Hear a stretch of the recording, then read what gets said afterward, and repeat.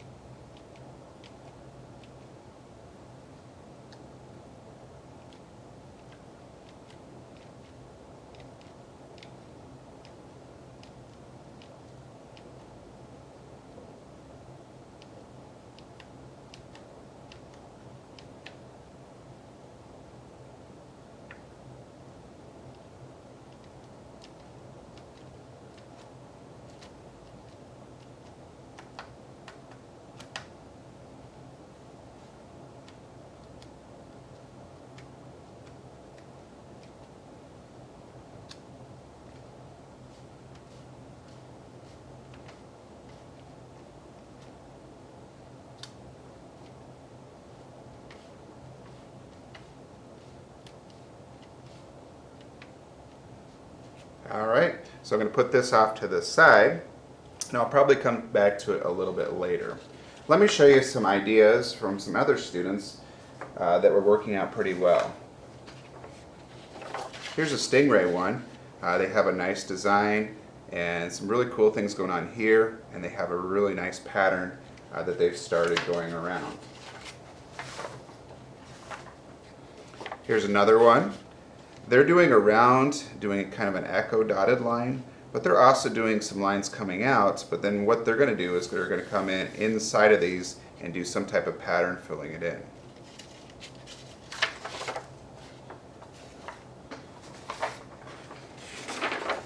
Here's a nice high quality one. They're working with their dots. Some of their dots though are turning into little circles, so you got to be aware that your dots don't want to look like circles. You want them to look like a full white dot or red dot or whatever color it may be. If you run out of space, then you just start over here. Here's what not to do. Okay? So you don't want to get into, so this artist was working on it and they went around their work and they got out to here, and then they started to kind of lose their patience. Instead of continuing on with that pattern, they got into just doing some patterns, or just doing some kind of a messy work on the outside, which can look good, but for this project is not what we want. We do not want that. Okay. Another thing too, when you put it on the drying rack, just be careful. When you put it on the drying rack, when you slide it in there, you don't want to slide and hit the paints and kind of mess them up. Okay. This one is also looking pretty nice as well. All right, guys. Good luck with your work today.